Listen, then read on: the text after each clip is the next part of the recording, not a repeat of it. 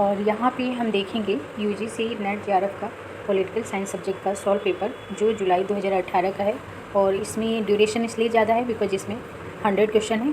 पहले पेपर में 75 आते थे और जब 3 पेपर होते थे यानी फर्स्ट और प्लस 2 सब्जेक्ट के सेकंड और थर्ड, तो सेकंड पेपर में 50 क्वेश्चन आते थे और थर्ड पेपर में 75। तो यहाँ पे हम न्यू पैटर्न वाला 2018 का पेपर देख रहे हैं जिसमें टोटल 100 क्वेश्चन है। तो स्टार्ट करते हैं। पहला क्वेश्चन है, कौटिल्य की दृष्टि से निम्नलिखित में से कौन सा कथन सत्य नहीं है। तो इसमें ये स्टेटमेंट जो है, उन्हें नीति शास्त्र परंपरा का संस्थापक होने का श्रेय दिया जाता है, ये कथन सत्य नहीं है बिकॉज उन्होंने जो है राजनीति के बारे में अपने विचार दिए, न कि नीति शास्त्र के बारे में, और वो नीति शास्त्र परंपरा के संस्थापक नहीं थे। अन्य कथन सही हैं। वे राजनीतिक अर्थशास्त्र को एक स्वतंत्र विषय बनाने वाले व्यक्ति थे। उन्हें राजनीति के एक ऐसे सिद्धांत का प्रतिपादन किया उन्होंने जो राज्य व्यवस्था के प्रत्यक्ष व्यवहारिक सरोकारों से संबंधित था। पहली बार उन्होंने भारत में एक सुदृढ़ राजनीतिक नियंत्रण की जरूरत पर भी जोर दिया। तो यहाँ पूछा है कि कौन सा कथन सत्य नहीं है, तो जो पहला स्टेटमेंट है वो सत्य नहीं है। निम्नलिखित में से किसने ये कहा कि रिपब्लिक इस कारण से एक आदर्श राज्य की तस्वीर नहीं देता है कि यह एक रोमांस है, बल्कि प्लेटो चाहते थे कि यह भलाई के विचार पर एक वैज्ञानिक आक्रमण की शुरुआत बने। तो ये डनिंग का कथन है प्लेटो के रिपब्लिक के बारे में। किसने कहा है कि काल के क्रम में राज्य या परिवार व्यक्ति के बाद आता है, लेकिन प्रकृति के रूप में देखें तो यह उनसे पहले आता है। तो ये कथन जो है अरस्तु का है।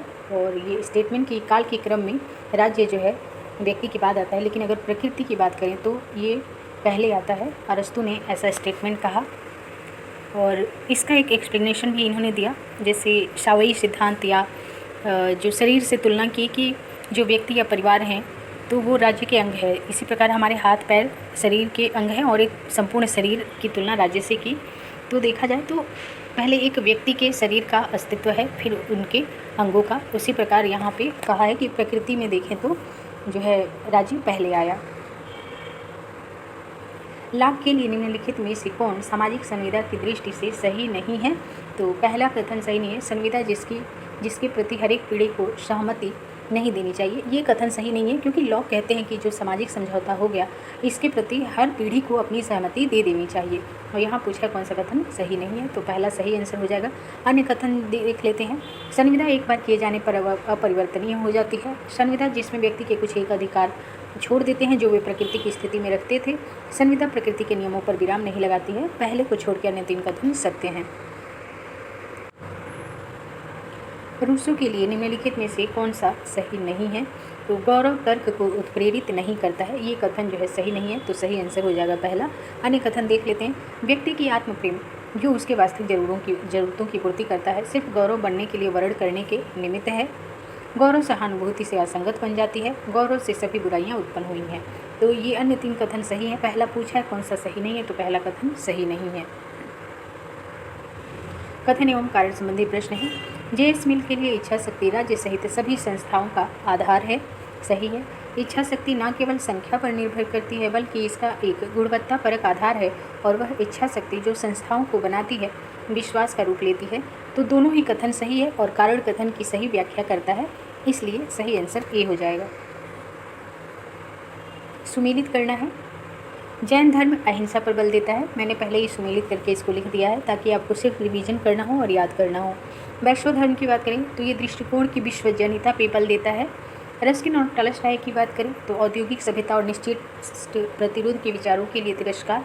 और प्लेटो जो है ये आदर्शवादी और नैतिक मूल्यों की बात करते हैं, ये आदर्शवादी और नैतिक मूल्यों के लिए चिंता या चिंतन करते हैं। निम्नलिखित में से किसने साप्ताहिक पत्रिका कर्मयोगी और धर्म को शुरू किया था। इंपॉर्टेंट क्वेश्चन है। अरबिंदो ने ये पत्रिकाएं शुरू की थी, कर्मयोगी और धर्म। कथन एवं कार्य संबंधी प्रश्न है। एमिन राय ने मार्क्स के इतिहास के भौतिकवादी व्याख्या को स्वीकार नहीं किया, सही है। इसमें निर्धारणवाद और आदर्शवाद का तत्व था। तो ये 2 कथन और कारण जो है दोनों सही हैं। कारण कथन की व्याख्या करता है। एमिन राय ने मार्क्स के इतिहास के भौतिकवादी व्याख्या को इसीलिए नहीं स्वीकार किया क्योंकि यह जो है निर्धारणवाद और आदर्शवाद का इसमें तत्व विद्यमान था। राज्य पुनर्गठन आयोग की रिपोर्ट के संदर्भ में निम्नलिखित में से किसने कहा था कि मेननों से ऊन कतर लिए गए हैं और वह सर्दी की तीव्रता को महसूस कर रहे हैं। ये वेरी इंपॉर्टेंट स्टेटमेंट है। मेमनों से ऊन कतर लिए गए हैं और वह सर्दी की तीव्रता को महसूस कर रहे हैं। ये कथन जो है डॉक्टर भीमराव अंबेडकर का है। निम्नलिखित में से कौन सा कथन सही नहीं है? उत्तर व्यवहारवादी राजनीतिक सिद्धांत समग्रमात्मक नहीं है, तो ये कथन जो है सही नहीं है, गलत कथन है, क्योंकि उत्तर व्यवहारवाद जो है राजनीतिक सिद्धांत समग्र है अपने आप में। ये व्यवहारवाद की प्रतिक्रिया स्वरूप आया था, तो सही आंसर इसका पहला हो जाएगा। अन्य कथन देख लेते हैं। पारंपरिक राजनीतिक सिद्धांत अनुशासन मूलक और मानकीय है। व्यवहारवादी राजनीतिक सिद्धांत एकरूपताओं और अनियमितताओं से जुड़ा हुआ है। उत्तर व्यवहारवादी राजनीतिक सिद्धांत कार्यवाही और संगतता से जुड़ा हुआ है। आइजा बर्लिन का निम्नलिखित में से कौन सा तर्काधार राजनीतिक सिद्धांत राजनीतिक दर्शन के पुनरुत्थान के संदर्भ में सही नहीं है? तो पहला ही कथन जो है सही नहीं है। उन्हें राजनीतिक सिद्धांत या दर्शन के पुनरुत्थान के प्रति संदेह है। तो आइजा बर्लिन को राजनीतिक सिद्धांत या दर्शन के पुनरुत्थान के प्रति संदेह नहीं है, तो इसलिए इसमें गलत कथन पूछा है, तो पहला सही आंसर हो जाएगा। और दूसरा स्टेटमेंट है राजनीति समाज में विद्यमान रहती है जहाँ उद्देश्य टकराते हैं। उदारवादी व्यवस्था में राजनीतिक सिद्धांत का कभी अंत नहीं हो सकता। और अन्य स्टेटमेंट इसमें थे। राजनीतिक सिद्धांत के पतन के लिए पक्के अनुभववादियों को उत्तरदायी ठहराया जा सकता है जिन्होंने क्लासिकी परंपरा को प्रतिस्थापित कर दिया है। आदमी के जिज्ञासु और तर्कसंगत परीक्षा के परिणाम स्वरूप राजनीतिक सिद्धांत का अस्तित्व बना रहेगा। तो इसमें पूछा था कौन सा कथन जो है सही नहीं है, तो सही आंसर पहला हो जाएगा। अन्य तीनों कथन सही हैं। निम्नलिखित में से किसने समाज के परस्पर फायदे के लिए एक सरकारी उद्यम कमोबेश आत्मनिर्भर और आवश्यकता नियमों के द्वारा शासित के रूप में परिकल्पना की? तो जॉन रॉल्स ने समाज के परस्पर फायदे के लिए एक सरकारी उद्यम कमोबेश आत्मनिर्भर और आवश्यकता या नियमों के द्वारा शासित के रूप में परिकल्पना की। The zigzag of politics very important है। यह आलेख किसका है? तो और नॉजिक का यह आलेख है, द जिगजैग ऑफ पॉलिटिक्स। अगला क्वेश्चन कह रहा है कि निम्नलिखित में से कौन समुदायवाद के प्रतिपादक नहीं है? तो सही आंसर हो जाएगा चौथा, फ्रेडरिक हाइक जो है समुदायवाद के प्रतिपादक नहीं है। अन्य जो विचारक हैं ये समुदायवाद से संबंधित है, जैसे मार्टिन टियर हो गए, माइकल सैंडल हो गए, माइकल बाल्जार हो गए, ये तीनों जो है समुदायवाद से संबंधित हैं। निम्नलिखित में से कौन सी लोकतंत्र की विशेषताएं हैं? लोकतंत्र के लिए राजनीतिक समानता अपेक्षित है, सही है। सभी नागरिकों को निर्वाचन में खड़े होने का हक प्राप्त है, चाहे उनकी नस्ल, लिंग या धर्म कुछ भी हो, ये भी सही है। सभी नागरिकों के पास एक मत अवश्य होना चाहिए, सर्वसुलभ वयस्क मताधिकार, ये भी लोकतंत्र के बारे में सही है। राजनीतिक समानता का अर्थ एक व्यक्ति एक मत और एक मान है, तो ये चारों ही स्टेटमेंट सही है, इसलिए मैंने चारों स्टार लगा दिए हैं। सुमेलित करना है लेखक एवं पुस्तकें, तो मैंने पहले ही सुमेलित कर दिया है। जस्टिस जो पुस्तक है ये टॉम कैंपबेल की है, और ब्रिया बेरी की पुस्तक है the liberal theory of justice. Amartya Sen की तो सभी को पता है, आइडिया ऑफ जस्टिस। और सुसन मोलर ओकिन की पुस्तक है जस्टिस, जेंडर एंड फैमिली। और एक और बुक है जॉन रॉल्स की the theory of justice. Marks के अधिशेष मूल्य सिद्धांत की निम्नलिखित में से कौन सी विशेषताएं हैं? तो यह रिकार्डो के सिद्धांत का विस्तारित रूप है, सही है। श्रम शक्ति श्रमिक की मस्तिष्क और तंत्रिका के बराबर होती है, ये भी सही है। प्रत्येक पदार्थ का मूल्य उसमें निहित श्रम की मात्रा के समानुपाती नहीं है, ये गलत है, क्योंकि प्रत्येक पदार्थ का मूल्य उसमें निहित श्रम की मात्रा के समानुपाती होता है। और उत्पादन में जितने श्रम घंटे लगे कामगार को उसकी संख्या के अनुपात में भुगतान अवश्य किया जाना चाहिए, तो ये कथन भी सही है। पूछ रहा है कि कौन कौन सी विशेषताएं हैं अधिशेष मूल्य की, तो 1, 2, 4 सही है, तीसरा जो है ये गलत है। निम्नलिखित में से कौन मार्क्सवादी सिद्धांत में लेनिन का योगदान है? मार्क्सवादी सिद्धांत में लेनिन का क्या योगदान है? तो सर्वहारा के अग्रदल के रूप में पार्टी का उनका सिद्धांत, जो क्रांति के पहले और बाद दोनों में जनसाधारण का मार्गदर्शन करता है, ये लेनिन का योगदान है, सही है। पूंजीवाद साम्राज्यवाद का उनका सिद्धांत, जिसको उन्होंने पूंजीवाद के मध्यवर्ती चरण के रूप में माना, तो दूसरा स्टेटमेंट गलत है। उन्होंने मध्यवर्ती चरण नहीं माना बल्कि अंतिम चरण माना। पूंजीवाद जो साम्राज्यवाद है उसको पूंजीवादी का उन्होंने लेनिन ने अंतिम चरण माना, और यहाँ लिखा है मध्यवर्ती, तो दूसरा स्टेटमेंट गलत है। और तीसरा स्टेटमेंट है दुनिया के पहले सर्वहारा राज्य के पुनर्निर्माण के लिए उनका विचार, क्रांति की रणनीति और दांव पेच का उनका सिद्धांत, तो दूसरा कथन गलत है, अन्य कथन जो है सही है। निम्नलिखित में से कौन एक विचारधारा की विशेषता नहीं है? एक राजनीतिक आस्था प्रणाली होती है विचारधारा में, सही है ये। राजनीतिक विचारों का एक कार्यवाही उन्मुख समुच्चय होता है, ये भी सही है। एक खास सामाजिक वर्ग या सामाजिक समूह का वैश्विक नजरिया एक तरह से होता है विचारधारा, ये भी सही है। वे राजनीतिक विचार जो वर्ग या सामाजिक हितों को समाविष्ट या व्यक्त नहीं करते, तो ये गलत है, क्योंकि विचारधारा ऐसी नहीं होगी जो सामाजिक हितों को समिष्ट न करे, बल्कि विचारधारा होती ही ऐसी है जो किसी वर्ग या समाज के हितों को समाविष्ट करती है या व्यक्त करती है। तो पूछा कौन सी विशेषता नहीं है, तो चौथा इसका आंसर हो जाएगा। निम्नलिखित में से किसने तुलनात्मक राजनीति की परिभाषा दलों, हितों और नेतृत्व संरचना से मुख्य रूप से संबंधित होने के रूप में दी है? तो राय, सी, मैक्रेडिस और वार्ड ने तुलनात्मक राजनीति की परिभाषा दलों, हितों और नेतृत्व संरचना से संबंधित होने के रूप में दिया है। द प्रेसिडेंशियल रिपब्लिक पुस्तक के लेखक कौन है? तो जीन बोधा या जीन ब्लॉन्डेल जो है जब द प्रेसिडेंशियल रिपब्लिक पुस्तक के लेखक हैं। कथन एवं कारण संबंधी प्रश्न है। पहला कथन है, तुलनात्मक राजनीति के सिस्टम के सिद्धांत में साम्यता बनाए रखने के लिए आगम संरचना और निर्गम संरचना के मध्य संतुलन को मान्यता दी गई है। स्टेटमेंट सही है। सिस्टम के सिद्धांत की आलोचना यथापूर्व स्थिति परक निर्देश के रूप में की गई है, तो ये भी सही है, लेकिन कारण कथन की व्याख्या नहीं करता है, तो सही आंसर यहाँ पे बी हो जाएगा। आलमंड द्वारा निर्धारित हित समूहों को क्रम में व्यवस्थित कीजिए। तो इनका क्रम है संस्थानिक समूह, सहयोजी समूह, गैर सहयोजी समूह और अप्रत्याशित समूह। ये चारों समूहों के नाम भी याद होना चाहिए, क्योंकि कई बार पूछ देता है कि कौन से उनके हित समूहों का वर्गीकरण में शामिल है या शामिल नहीं है। निम्नलिखित में से कौन सा युग्म सुमेलित नहीं है? तो चार्टिस्ट आंदोलन जो है इंग्लैंड में पौरुष मत संग्रह की मांग से संबंधित था, सही है। फिलाडेल्फिया अधिनियम जो है संयुक्त राज्य अमेरिका में आज़ादी की घोषणा और संविधान पर हस्ताक्षर किए जाने से संबंधित है।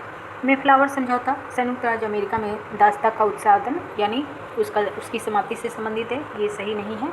और चौथा है 1832 का सुधार अधिनियम ब्रिटेन की निर्वाचन प्रणाली, तो ये प्रणाली में परिवर्तन 1, 2 और 4 सही है। तीसरा सही नहीं है, क्योंकि मेफ्लावर समझौता जो है वो अमेरिका में दास्ता की समाप्ति से संबंधित न होकर के ये ब्रिटेन में एक धार्मिक समुदाय था और उसी से ये संबंधित है। मेफ्लावर कॉम्पैक्ट को अक्सर अमेरिकी संविधान की नींव में से एक के रूप में उद्धृत किया जाता है, किंतु ये दस्तावेज जो है प्लायमाउथ कॉलोनी के लिए प्रारंभिक शासी दस्तावेज था।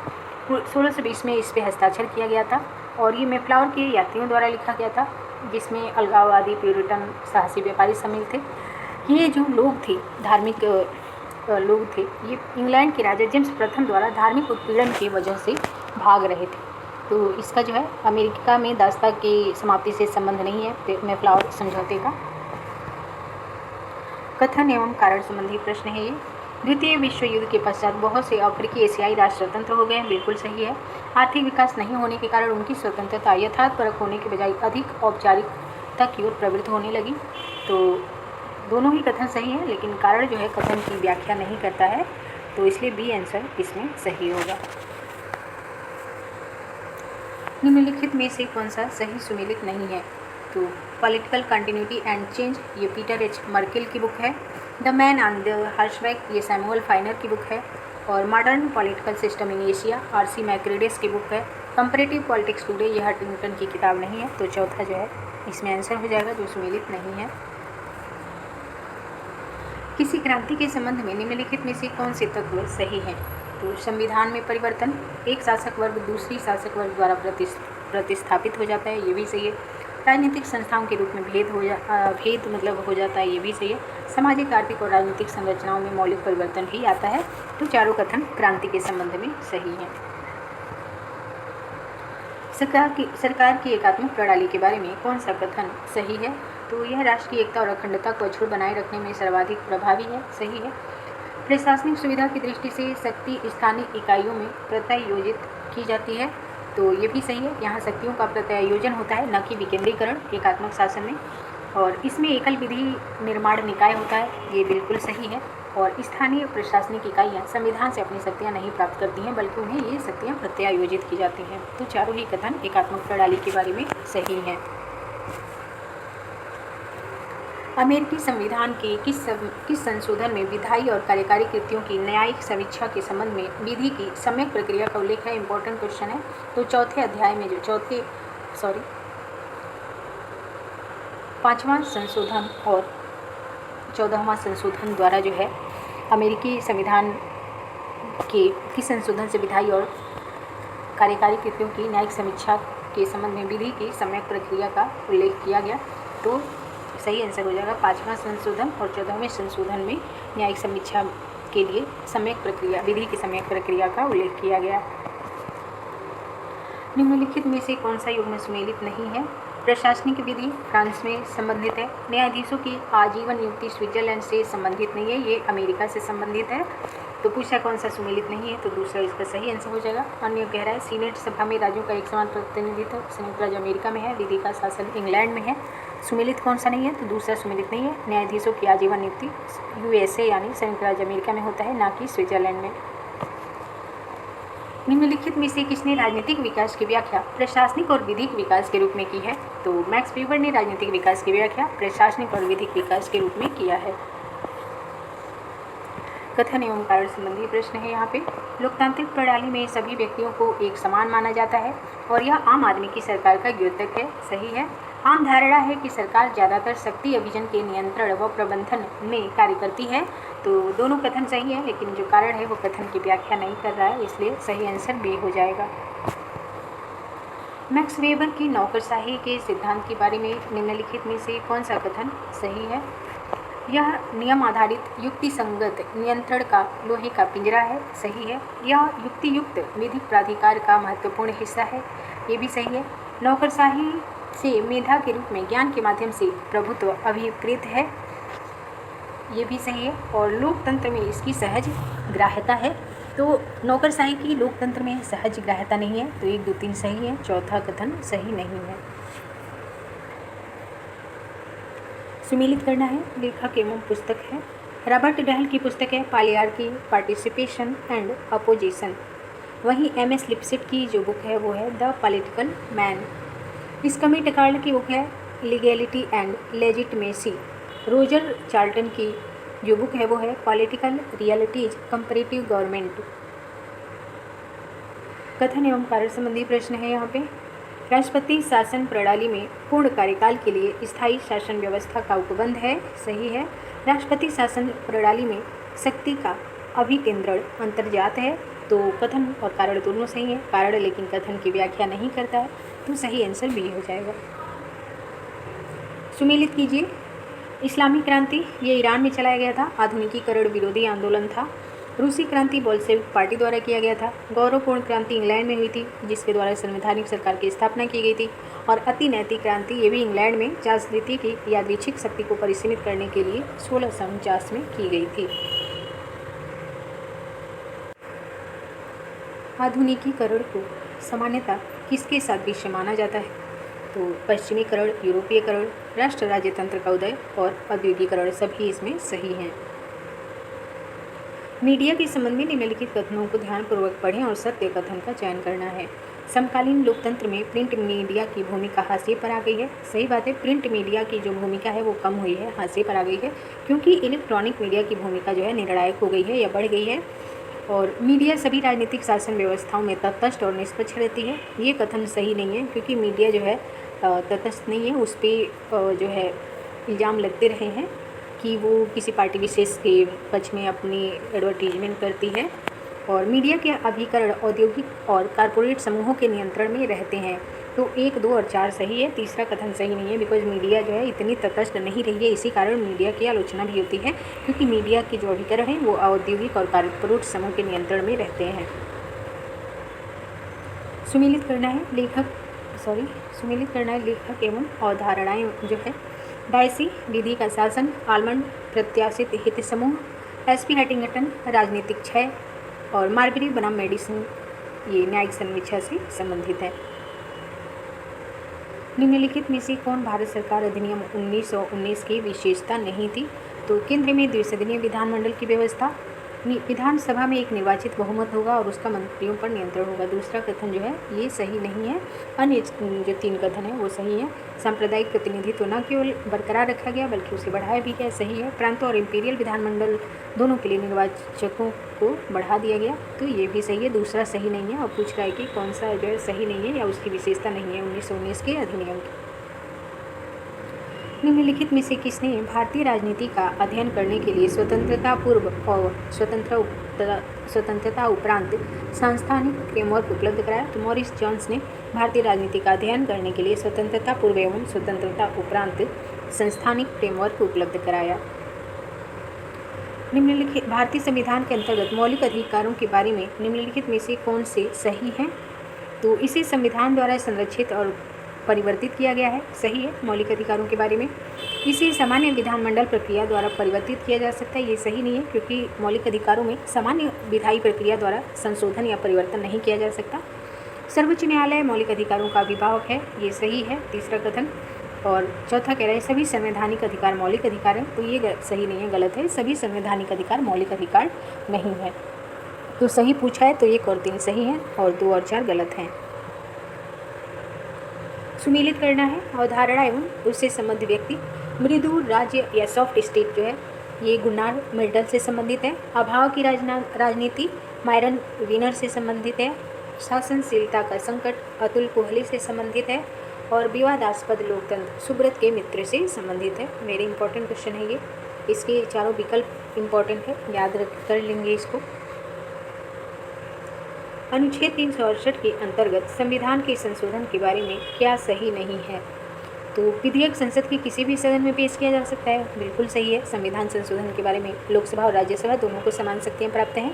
विधेयक को विशेष बहुमत यानी 2/3 उपस्थित एवं मतदान में भाग लिया तथा कुल सदस्यता के 50% से अधिक द्वारा पारित होना चाहिए, अवश्य पारित होना चाहिए, ये भी सही है। सदनों के बीच असहमति होने की दशा में संयुक्त बैठक होना चाहिए, गलत है। तीसरा कथन जो है गलत है, क्योंकि संविधान संशोधन में संयुक्त बैठक का प्रावधान नहीं है। राष्ट्रपति विधिवत रूप से पारित एवं अनुसमर्थित विधेयक को अपनी मंजूरी देने के लिए बाध्य है, ये भी सही है। तीसरा कथन गलत है, यानी सही नहीं है। और सन 1989 से भारत के निम्नलिखित राष्ट्रपतियों को उनके कार्यक्रम में कालानुक्रम के अनुसार जो है व्यवस्थित करना है। तो आर वेंकट रमन जी, उसके बाद शंकर दयाल शर्मा, उसके बाद के आर नारायणन, उसके बाद APJ अब्दुल कलाम और उसके बाद प्रतिभा पाटिल जी राष्ट्रपति बनी थी। भारतीय संविधान का कौन सा अनुच्छेद संसद को इस बात के लिए समर्थ बनाता है कि वह राष्ट्रपति एवं उपराष्ट्रपति के पदों का मृत्यु, त्यागपत्र, हटाए जाने या अन्यथा की वजह से रिक्त हो जाने पर आकस्मिकता के लिए प्रावधान करे? तो अनुच्छेद 70 जो है संसद को ऐसी शक्ति प्रदान करता है कि वह राष्ट्रपति या उपराष्ट्रपति के पदों के रिक्त हो जाने पर आकस्मिक प्रावधान कर सकता है। या तो मार्गरेट थैचर या टोनी ब्लेयर के अंतर्गत यूनाइटेड किंगडम में प्रधानमंत्रियों द्वारा सत्ता का जितना दुरुपयोग किया गया उसकी तुलना में 1989 से भारत में प्रधानमंत्रियों द्वारा सत्ता का अपेक्षाकृत कम दुरुपयोग किया गया। ये कथन किसका है? तो जेम्स मेनर का ये कथन है। निम्नलिखित में से कौन भारत के उच्चतम न्यायालय का दोहरा व्यक्तित्व मानते हैं, एक विधिक संस्था के रूप में और एक लोक संस्था के रूप में? तो माधव खोसला और अनंत पद्मनाभन जो है सर्वोच्च न्यायालय के दोहरा व्यक्तित्व मानते हैं, एक विधिक और एक लोक संस्था। कौन भारत निर्वाचन आयोग को स्वतंत्र एवं निष्पक्ष निर्वाचनों का एक प्रभावी कवच कहते हैं? तो लॉयड एंड सुसान रुडोल्फ जो है भारतीय निर्वाचन आयोग को स्वतंत्र एवं निष्पक्ष निर्वाचनों का प्रभावी कवच कहते हैं। सुमेलित करना है पुस्तक एवं लेखक। Undocumented wonder the making of the great Indian election, ये SY कुरैशी की बुक है, इंपॉर्टेंट है। The framing of Indian constitution A study, ये BS राव की किताब है। Working a democratic constitution the Indian experience, ये ग्रेनविल एस्टिन या G एस्टिन की पुस्तक है। और the politics of India since independence, ये पालर ब्रास की बुक है। सुमेलित करना है तो ये तत्कालीन समय के हिसाब से है। उत्तर प्रदेश के मुख्यमंत्री योगी आदित्यनाथ, असम के सर्बानंद सोनोवाल, केरल के पिनराई विजयन और हिमाचल प्रदेश के जयराम ठाकुर। इससे एक और आपको आइडिया मिल रहा होगा कि जब आप नेट JRF की तैयारी कर रहे हैं तो आप थोड़ा करंट में क्या चीज़ें चल रही हैं उससे भी अवेयर रह सकते हैं। कि किसी राज्य, जैसे हाल ही में 5 राज्यों में चुनाव हुआ है 2022 में, तो आप इनमें सीएम कौन बने हैं या किस पार्टी से बने हैं, तो राजनीतिक दलों के बारे में और मुख्यमंत्री का नाम आप याद कर सकते हैं। नेक्स्ट क्वेश्चन है, कौन भारतीय संघवाद को एक धारित किया हुआ फेडरेशन के रूप में वर्णित करते हैं, ना कि एक साथ आने वाले फेडरेशन के रूप में। तो प्रणव वर्धन जो है ये एक ऐसे भारतीय हैं जो भारतीय संघवाद को एक धारित किया हुआ फेडरेशन मानते हैं, न कि एक साथ आने वाले फेडरेशन के रूप में।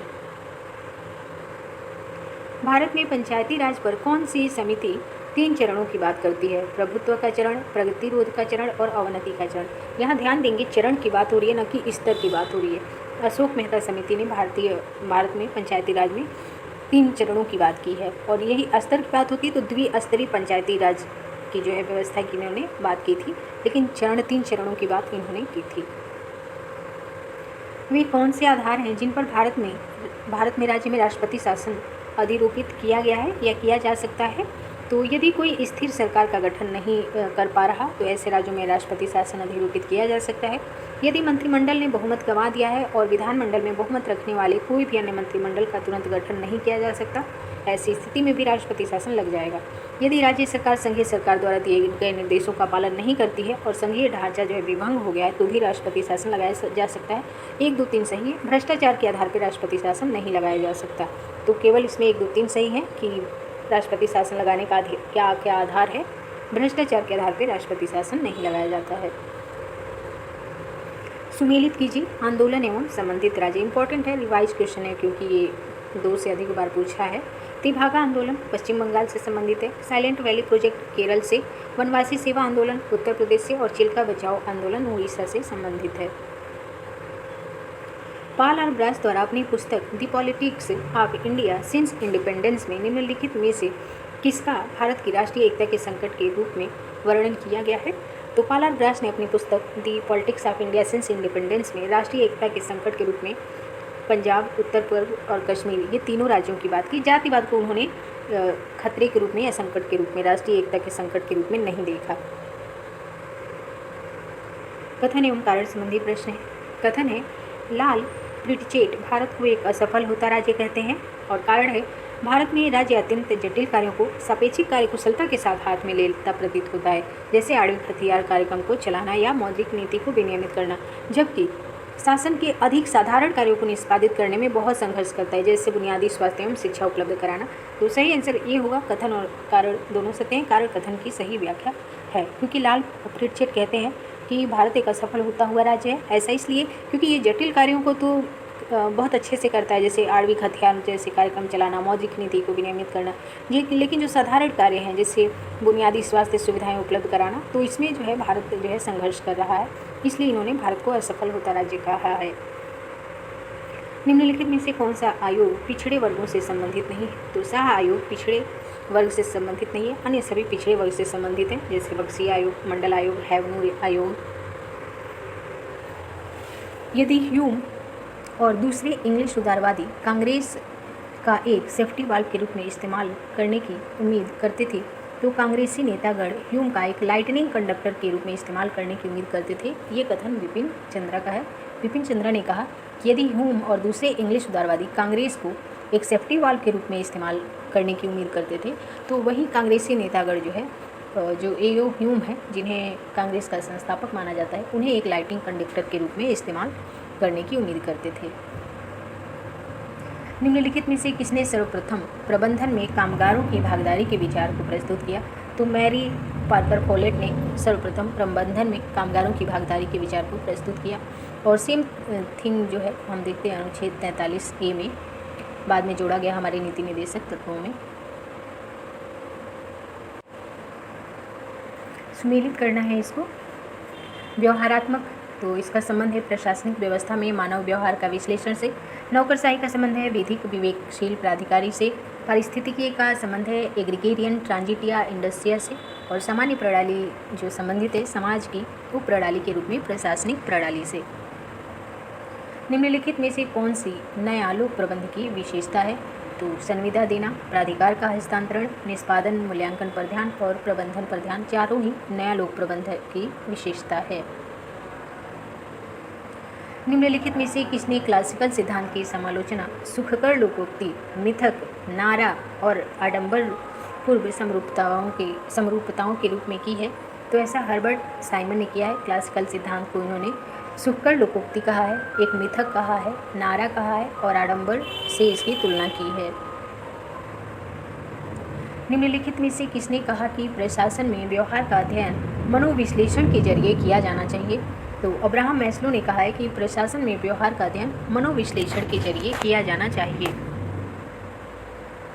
हाथोर्न का प्रयोग जो है किस काल के हैं ये चीज़ें? तो ये बातें 1920 के दशक के अंत में हाथोर्न प्रयोग जो है स्टार्ट हुआ एल्टन मेयो द्वारा। निम्नलिखित में से किसने नौकरशाही को महाद्वीपीय उपद्रव कहा? स्टेटमेंट है ये। नौकरशाही को महाद्वीपीय उपद्रव किसने कहा? तो ये थॉमस कार्लाइल ने नौकरशाही को महाद्वीपीय उपद्रव बताया। नियंत्रण की एकता का क्या अर्थ है? तो इसका अर्थ है सभी एककों को एक प्रमुख के अधीन रखा जाना।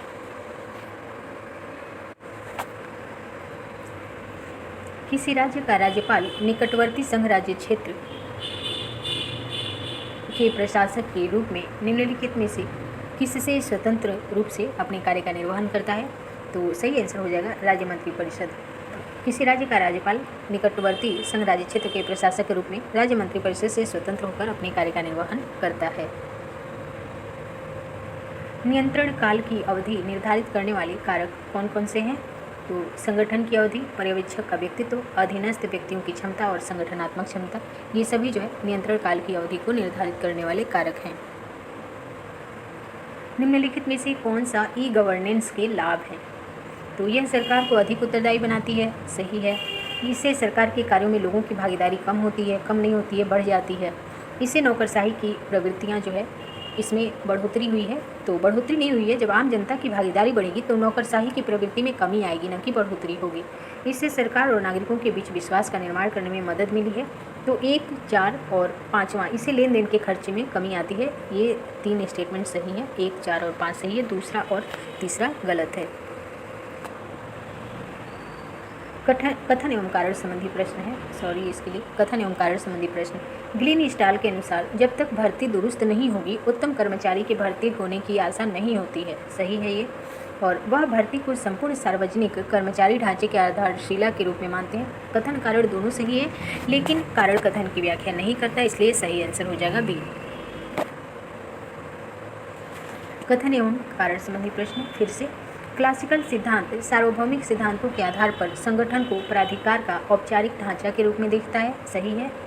क्लासिकल सिद्धांत संगठन को चलाने वाली मानव जाति को केवल मशीन में चक्रदंत के रूप में देखता है। तो कथन कारण दोनों सही है, कारण लेकिन कथन की व्याख्या नहीं करता है, अतः सही आंसर बी हो जाएगा। सुमेलित कीजिए।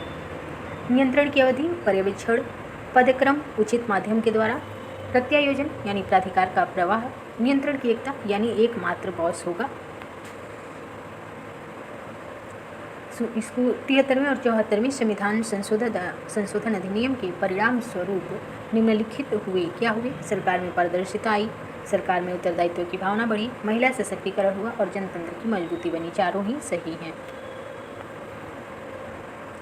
स्वतंत्रता के बाद जिला अधिकारी की भूमिका में मुख्य रूप से किस कारण से बहुत अधिक परिवर्तन हुआ? तो जनतांत्रिक विकेंद्रीकरण के कारण स्वतंत्रता के बाद जिलाधिकारी की भूमिका में बहुत ही अधिक परिवर्तन हुआ या वृद्धि हुई।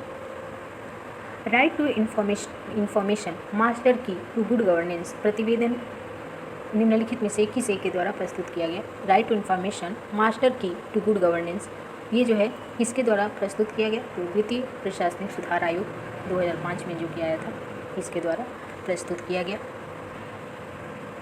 इसमें से किस आयोग या समिति या चिंतक ने भ्रष्टाचार की 27 रीतियों की पहचान की है? तो इसमें ये 3 नाम इसलिए दिख रहा है, आयोग, समिति और चिंतक, क्योंकि इसमें आयोग, समिति और चिंतक चारों ऑप्शन थे, जैसे कौटिल्य और अन्य आयोग के बारे में। तो भ्रष्टाचार की 27 रीतियों की जो पहचान की है वो केंद्रीय सतर्कता आयोग ने की है। तो आप इसको याद रखेंगे, भ्रष्टाचार की 27 रीतियों की पहचान की है केंद्रीय सतर्कता आयोग ने। भारत में संयुक्त परामर्शी तंत्र निम्नलिखित में से किसकी सिफारिश पर स्थापित किया गया था? तो द्वितीय वेतन आयोग की सिफारिश पर संयुक्त परामर्शी तंत्र जो है स्थापित किया गया था। निम्नलिखित में से किन आयोग या समिति ने भारत में भ्रष्टाचार के मुख्य कारण के रूप में कमजोर प्रशासन की पहचान की? तो दूसरा जो प्रशासनिक सुधार आयोग है, इसने भारत में भ्रष्टाचार के मुख्य कारण के रूप में कमजोर शासन की पहचान की है। निम्नलिखित में से कौन सा एक राष्ट्रों का स्वीकृत परमाणु शक्ति बनने का सही क्रम है? तो सबसे पहले अमेरिका परमाणु शक्ति संपन्न बना, उसके बाद से सोवियत यूनियन यानी रूस, और तीसरे नंबर पे ब्रिटेन जो है परमाणु संपन्न देश बना, उसके बाद फ्रांस, और उसके बाद चीन जो है परमाणु संपन्न राष्ट्र बना। तो इनका सही क्रम ये बताना था यहाँ पे। संयुक्त राष्ट्र संघ का कौन सा अध्याय विवादों के शांतिपूर्ण समाधान से संबंधित है? तो संयुक्त राष्ट्र संघ का अध्याय जो 4 है वो विवादों के शांतिपूर्ण समाधान से संबंधित है। कथन एवं कारण संबंधी प्रश्न। शीत युद्ध और राजनीतिक स्वतंत्रता की प्रक्रिया ने संयुक्त राष्ट्र संघ द्वारा राष्ट्र में अधिक सक्रिय भागीदारी को निरुत्साहित किया है। तो सही है। राष्ट्रों का राष्ट्रीय हित उनका प्रमुख हित है। सही है। तो कथन कारण दोनों सही है। कारण कथन की सही व्याख्या करता है, इसलिए सही आंसर ये हो जाएगा, क्योंकि यहाँ कह रहा है शीत युद्ध और राजनीतिक स्वतंत्रता की प्रक्रिया ने संयुक्त राष्ट्र द्वारा राष्ट्रों में अधिक सक्रिय भागीदारी को निरुत्साहित किया। क्यों? क्योंकि राष्ट्रों का राष्ट्रीय हित ही उनका प्रमुख हित है। भारत ने निम्नलिखित के साथ कार्यनीतिक भागीदारी समझौतों पर हस्ताक्षर किया है। तो भारत ने वियतनाम, सेशेल्स, मंगोलिया और सिंगापुर के साथ जो है कार्यनीतिक भागीदारी समझौते पे हस्ताक्षर किया है। भारत और आसियान के संबंध में निम्नलिखित कथनों पर विचार करना है और सत्य कथन का चयन करना है। भारत ने 1992 में आसियान का जो है भारत क्षेत्रीय भागीदार बना था। सही है। और 1996 में वार्ता भागीदार बना था। 1 और 3 सही है। इसमें दूसरा सही नहीं है। दिल्ली वार्ता आसियान भारत के बीच राजनीतिक आर्थिक मुद्दों के संबंध में है। भारत वर्ष 2000 में आसियान शिखर सम्मेलन स्तर का भागीदार बना, ये गलत है। 1 और 3 सही हैं। यहाँ पूछ रहा है सार्क के बारे में, तो इसको हम थोड़ा करंट मुद्दों से जोड़ के पढ़ेंगे। सार्क इसमें ऑस्ट्रेलिया, अमेरिका, जापान और जो रूस है ये पर्यवेक्षक हैं। और फिर कह रहा है सदस्य राष्ट्रों के बीच सामूहिक सुरक्षा का संवर्धन करना और सुदृढ़ करना, ये सार्क से संबंधित नहीं है। सामूहिक सुरक्षा से ये संबंधित नहीं है। तो दूसरा जो है गलत है। भारतीय 2 बार सार्क के महासचिव बने, सही है। सार्क का दूसरा शिखर सम्मेलन भारत में हुआ। 3 और 4 सही है। पहला और दूसरा स्टेटमेंट सही नहीं है।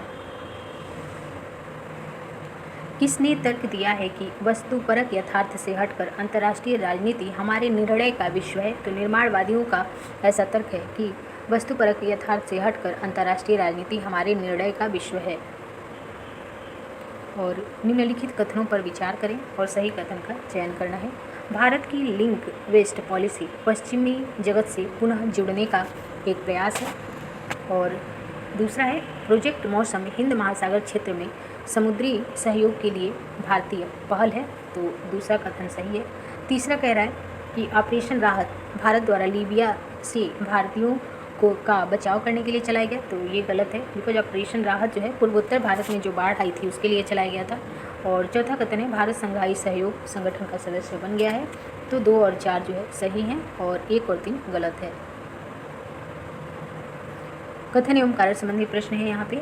सुरक्षा एक विवादित अवधारणा है, सही है। सुरक्षा अपनी अनुभूति में बहुआयामी है। तो कथन कारण दोनों सही है। कारण कथन की व्याख्या करता है, इसलिए सही आंसर ये हो जाएगा। सुरक्षा विवादित अवधारणा इसलिए है क्योंकि ये अपनी अनुभूति में बहुआयामी है। निम्नलिखित में से सही कथन का चयन करना है। तो इसको करंट पर्पस से अब हम जोड़ के देखेंगे। ओपेक के बारे में क्वेश्चन है ये, और यहाँ पे OAS के बारे में भी पूछा है।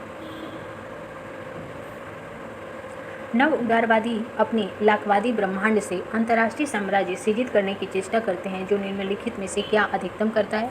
तो ये प्रकृति का विवेकपूर्ण दोहन जो है करने की बात करता है। नव उदारवादी अपने लाकवादी ब्रह्मांड से अंतर्राष्ट्रीय साम्राज्य सृजित करने की चेष्टा करते हैं, जो प्रकृति का विवेकपूर्ण दोहन करने की बात करता है।